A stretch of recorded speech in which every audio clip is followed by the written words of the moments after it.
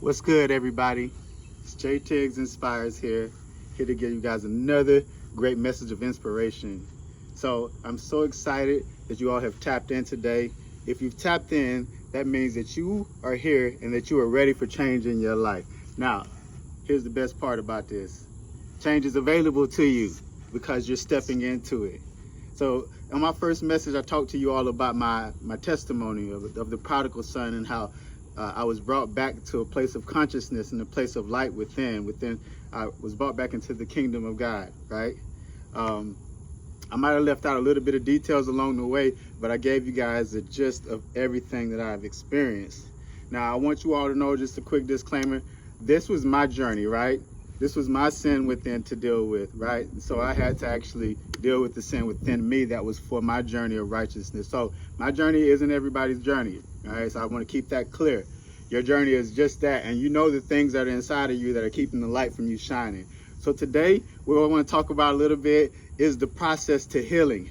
So I gave you all an example of what it looks like to be transformed and what it takes on just step by step to what it looks to be like transformed. And that first step is going to be separating yourself. So today I want to talk to you about those few different steps that you can take to separate yourself to make sure that you align yourself in a place where you can receive healing, abundance, and wellness in your life and in your temple. So the first step that we're going to have to do, and I just said it, number one is going to be separating yourself from the pack. So the things that you once did that encouraged habits that you no longer want, or you feel like habits that no longer serve where you're trying to go in your journey with God and enlightenment, then what you have to first and foremost do is separate yourself from those things. So that means not going to the places that you once went to. And that also means not hanging out with the people that you once hung out with that encouraged that behavior or whatever it is, or behavior, a habit, whatever it is that was keeping your light from shining. All right. So you want to first and foremost separate yourself from the things and the people that do not serve your higher self. From that point, you can have a really good place of rest within yourself. You know, oftentimes when God calls us, he calls us and he pulls us away from the pack so that he can show us something that we haven't seen, to give us a new perspective. And as you sit back into this new perspective, what you're going to come to find is that there's something that's so much greater than the way that you've been living. So I'm hoping that this message today is going to help you with understanding, taking the steps in order to understand that there's something greater for you in your soul ascension. Not just material things and wealth. We're not here for just that. Okay, that's a part of the human existence, but the real reason that we're here is to connect to source, is to connect to God and be in a pure space of love for God to flow through us and be in us and be us. All right, so each day we take that step.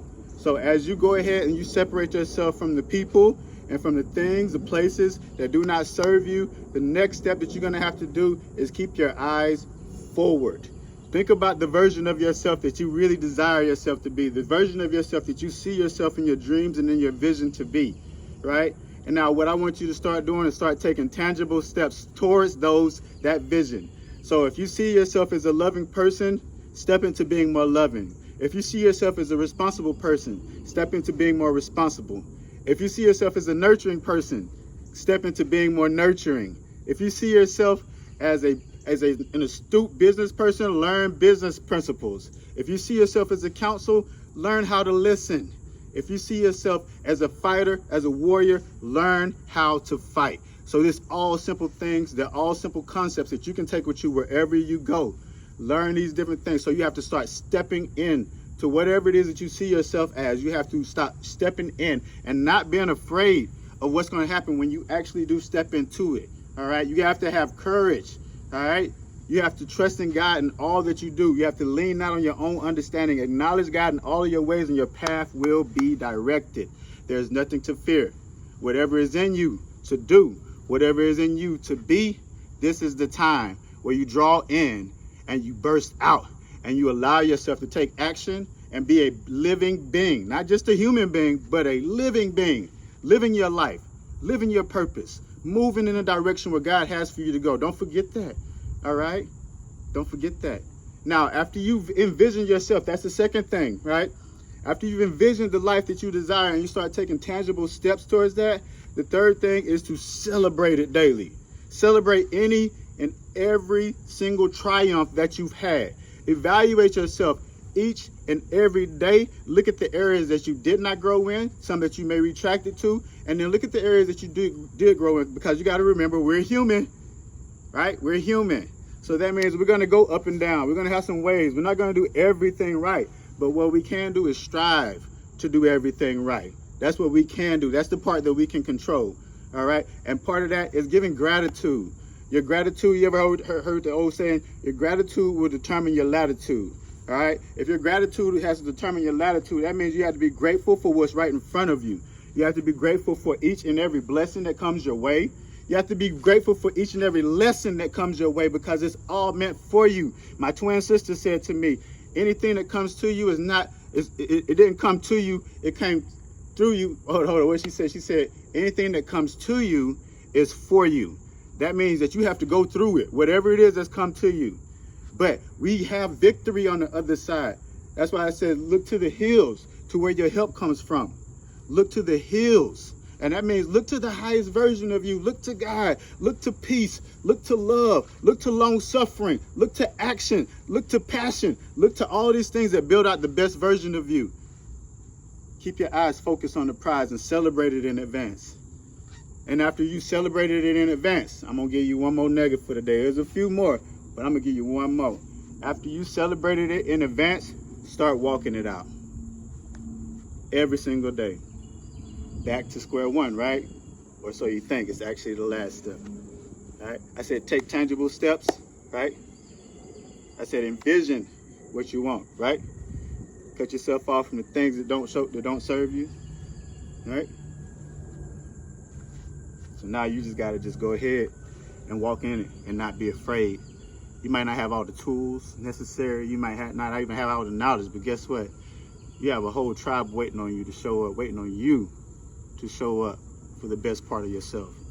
And I know that you can, and I know that you will. So I bless you all. Today, kind of short, but I want y'all to understand that. All right, give gratitude. Separate yourself. All right, separate yourself from the things that don't serve the highest form of yourself. All right, then create a vision for your life. Right, create a vision and step into it. All right, and then give gratitude and praise in advance for what is on the way, because if it came to you, it is for you. So that means you have to push into it. It's not going to happen without your work. It's faith without works is dead. Remember that. And last but not least, once you've given gratitude to it, immerse yourself into it. Walk straight into it. Walk through the fear. If you have fear, if you're lacking courage, if you have doubt, insecurities, who cares? Go for it. That's all I'm going to say to y'all.